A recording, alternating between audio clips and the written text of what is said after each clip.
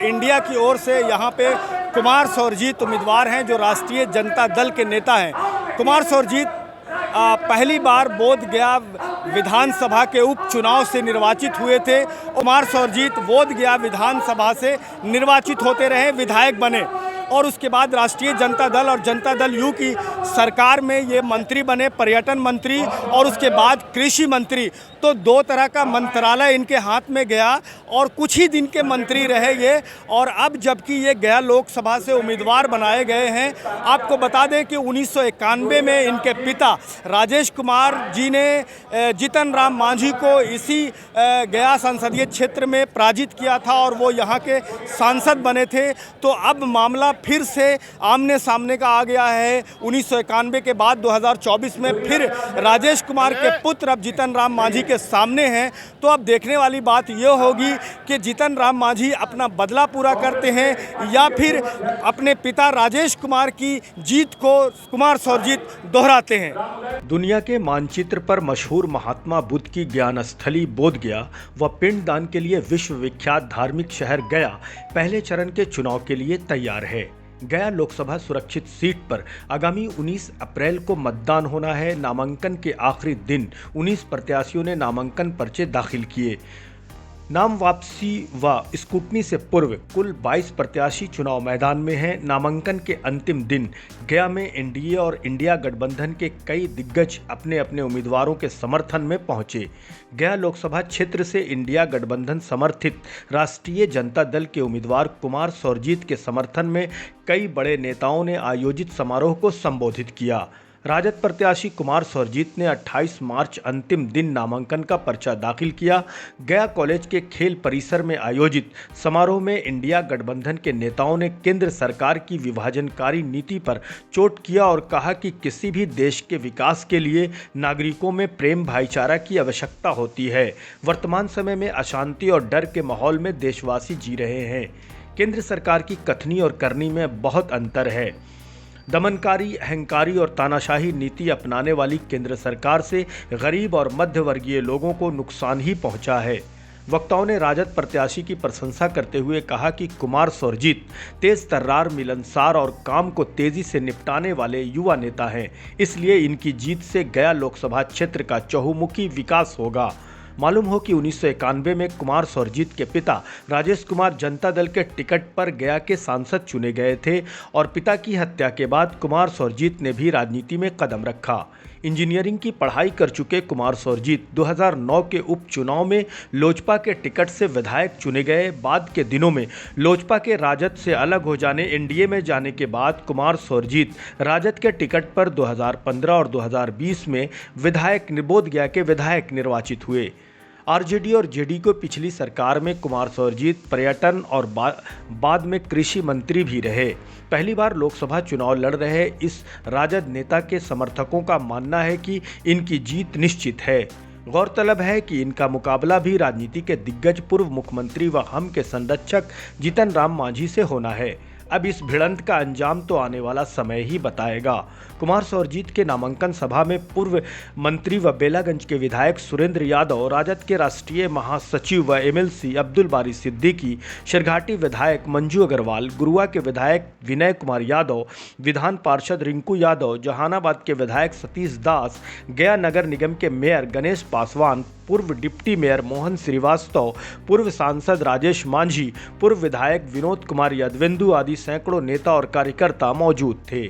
आयोजित चुनावी सभा की अध्यक्षता राजद के जिला अध्यक्ष मुर्शिद आलम व मंच का संचालन राजद महानगर अध्यक्ष जितेंद्र कुमार यादव ने किया। बहरहाल ज्ञान और मोच की नगरी गया लोकसभा क्षेत्र की जनता अलग अलग दलों के नेताओं को मौका देती रही है। अगर इसके इतिहास पर नजर डालें तो कांग्रेस के ब्रजेश्वर प्रसाद 1957 और 1962 में निर्वाचित हुए थे, जबकि 1967 में कांग्रेस के ही रामधानी दास चुनाव जीते थे। 1971 में भारतीय जनसंघ और 1977 में जनता पार्टी के टिकट से ईश्वर चौधरी निर्वाचित हुए थे। 1980 और 1984 में 2 बार कांग्रेस के रामस्वरूप राम गया के सांसद बने। 1989 में ईश्वर चौधरी को भारतीय जनता पार्टी के टिकट से जीत हासिल हुई थी। 1991 में जनता दल के टिकट से राजेश कुमार सांसद चुने गए। 1996 में जनता दल के ही भागवती देवी सांसद बनी। 1998 में भाजपा के से कृष्ण कुमार चौधरी और 1999 में रामजी मांझी चुनाव जीते थे। 2004 में राजद के राजेश मांझी सांसद चुने गए और 2009 और 2014 में भाजपा के हरि मांझी गया के सांसद निर्वाचित हुए और पिछले चुनाव 2019 में जेडीयू के टिकट से विजय मांझी निर्वाचित हुए थे। कुल मिलाकर यह संसदीय क्षेत्र विभिन्न दलों के लिए उम्मीदों भरा रहा है और परिणाम हमेशा चौंकाने वाला ही रहता है। इमरान अली, विजन आजकल। क्या युवाओं की ओर से क्या मांग रहे हैं? मेरा नाम देवानंद कुमार हुआ और वर्तमान में मैं पंचायत समिति सदस्य हूँ डोई ब्लॉक से। अभी जो लड़ाई है, एक तरफ अम्बेडकरवाद है तो एक तरफ मनुवाद है, जिसको पाखंडवाद भी बोलते हैं। तो ये भाजपा की भाजपा की जो सरकार है वो पाखंड की ओर जो है ना देश को लेके जाना चाहता है। जैसा कि सभी लोग अभी जान रहे हैं, एक तरफ जो मनुवाद, एक तरफ जो पाखंडवाद और एक तरफ ये अम्बेडकरवाद, जो हम लोग अम्बेडकर को मानने वाले हैं।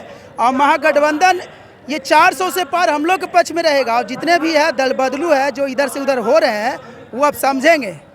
और ये जो है सरकार जो है, जो अभी करंट जो सरकार है भाजपा की सरकार, वो गृह युद्ध करवाना चाह रही है कि गृह युद्ध हो। और जात पात की जहाँ तक बात रही तो मानव एक है, कहाँ पर किसी में मोदी जी कहते हैं पूरा देश हमारे साथ है, विपक्ष अब रहा ही नहीं और हम फिर से सरकार बना रहे हैं।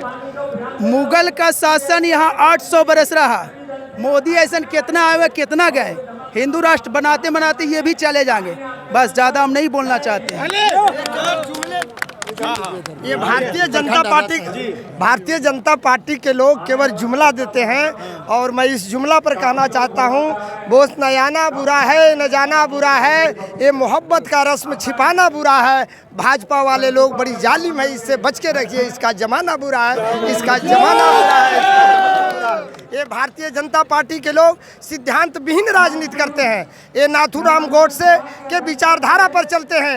ये महात्मा गांधी के हत्यारा का विचारधारा की बात करते हैं। हमारे नेता आदरणीय लालू प्रसाद यादव कहते हैं कि रघुपति राघव राजा राम, पतित पावन सीताराम, सबके सुम्मत दे भगवान, अल्लाह ईश्वर तेरा नाम। इस सिद्धांत पर हमारा नेता लालू प्रसाद यादव जी रहते हैं। जो आपका गठबंधन है कांग्रेस के साथ, सीपीआई के साथ, जो इंडिया गठबंधन है, आपके अधिकतर नेता यहाँ नहीं दिख रहे हैं, क्या बात है? सारे नेता, सारे के सारे नेता यहाँ हैं और रहेंगे, इसका चिंता मत कीजिए।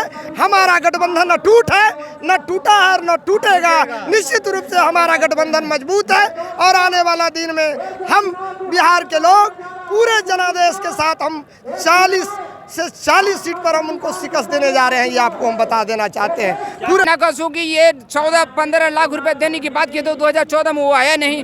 किसानों को जो है से कि पूरी जो है से कि खेतीबाड़ी के लिए कृषि की तरफ से वो को सब्सिडी मिले नहीं। और जितने भी हमारे नौजवान हैं जो पढ़ लिख के बेरोजगारों को भटक रहे हैं, 27 दिन में रिचार्ज कट जाती है, इतनी महंगाई में जा रही है। गैस मोदी जी तो कहते हैं देश को आगे ले गए हैं। बिल्कुल, वो देश के आगे क्या ले जाएंगे, वो स्वयं आगे चले जा रहे हैं। वो देश को आगे नहीं ले जा रहे हैं, देश की जनता को पीछे कर रहे हैं, वो अपने आगे जा रहे हैं। उनकी पार्टी बैकग्राउंड में चली जाएगी। और यहाँ पर 1.5 लाख वोटों के अंतर से चुनाव कुमार सर जी जीतेंगे। और मांझी जी दल बदलू आदमी हैं, कभी इधर रहते हैं, 6 महीना में ऐसा तो एक बच्चा भी काम नहीं करता है। ये पलटू राम जो हैं, नीतीश कुमार, कभी नीतीश कुमार करते हैं, कभी जीतन राम मांझी करते हैं, कभी आरजेडी में, कभी एनडीए में। क्या है ये बच्चा वाला खेल कर रहे हैं। इसलिए गया के जनता सब जान गया है। अब पूरा हकीकत से कुमार सर जीत के जिताएगा और जीतन राम मांझी के हराएगा। यही शब्दों के साथ अपना वाणी को विराम करते हैं। क्या कहना चाहेंगे? क्या कहना चाहेंगे? मोदी सरकार कहते हैं कि हम हिंदू राष्ट्र बनाएंगे, वो खुद के अभी तक माँ उसको मर गई, अभी तक टकला नहीं हुआ है। अच्छा, क्या चीज का हिंदू राष्ट्र है? अच्छा, तो मंदिर बना, मंदिर से क्या हिंदू राष्ट्र हो जाएगा? मंदिर बना ना। मेरा यहाँ कोई शर्ट फाड़ रहा है, वो मंदिर बना रहा है, हम यहाँ उघारे जाएंगे मंदिर में। अच्छा, बस रहेगा तब इज्जत रहेगा, मंदिर बनने से कोई इज्जत नहीं रहता है। और मोदी जी ने तो राम के नाम नहीं ले रहा था, हैं? ऐसा कोई बात नहीं है। राम मंदिर बनाकर नफरत फैला रहे हैं, समझे, जाति पाति नफरत फैला रहे हैं, वो मुसलमान हिंदू में लड़ाई लगवा रहे हैं। तो मेरा वो सरकार चाहिए कि जो लड़ाई न लगावे, हरिजन हो, बड़जन हो, दलित हो, महादलित हो। अगर है पटना गांधी मैदान, गया गांधी मैदान, और मोदी मैदान कहीं है? कोई जनता कहते कि मोदी मैदान है, मोदी स्टेडियम तो बन गया है। अरे वो स्टेडियम बना दिया, कुछ नहीं, गुजरात में बना है। हम लोग गुजरात जाएंगे सर कि बिहार में रहेंगे? अच्छा, सारा चीज तो बेच दिए मोदी जी, बचता है कोई चीज हिंदुस्तान में? नहीं वो बेचे नहीं हैं, वो तो बोल रहे हैं कि हम पूरी दुनिया में हिंदुस्तान का नाम ऊंचा किए हैं, देश विकसित हो रहा है, आगे बढ़ रहा है। सब कुछ नीचे कर दिए, एक को विकसित नहीं किए हैं, एक को विकसित का नहीं किए हैं, देश को चौपट कर दिए हैं। नरेंद्र मोदी देश को चौपट कर दिए हैं। मांझी जी अपने नारा दे रहे हैं कि हम लोकसभा जीतेंगे तो केंद्रीय मंत्री बनेंगे, केंद्र में सरकार बन रही है, क्या कहेंगे? मोदी जी को जीताराम मांझी कुछ नहीं बनेगा, ये पतल चटवा कर लेने कभी भी हो ले। हम लोग तो जन्म से देख रहे हैं कि एक पार्टी में ही रहा है जीताराम मांझी, कभी नीतीश जी दले, कभी लालू जी दले, कभी नरेंद्र मोदी दले। इससे देश चलेगा, मंत्री बनेंगे, जीतवे न करेंगे तो मंत्री कहाँ से बनेंगे? कभी जिंदगी में नहीं जीतेंगे और न जीते हैं। तो वीवर्स, यहाँ पर राष्ट्रीय जनता दल के नेताओं का आरोप है कि केंद्र सरकार समाज को तोड़ने वाली बातें करती है और उन्होंने जो विकास के नारे दिए हैं वो खोखले नारे हैं। और ख़ास तौर से गया लोकसभा क्षेत्र में जो मुख्य प्रतिद्वंद्वी कुमार सौरजीत के हैं जीतन राम मांझी, उनके लिए इनका कहना ये है कि वो हमेशा दल बदलते रहते हैं, उनका क्या होगा कहना मुश्किल है।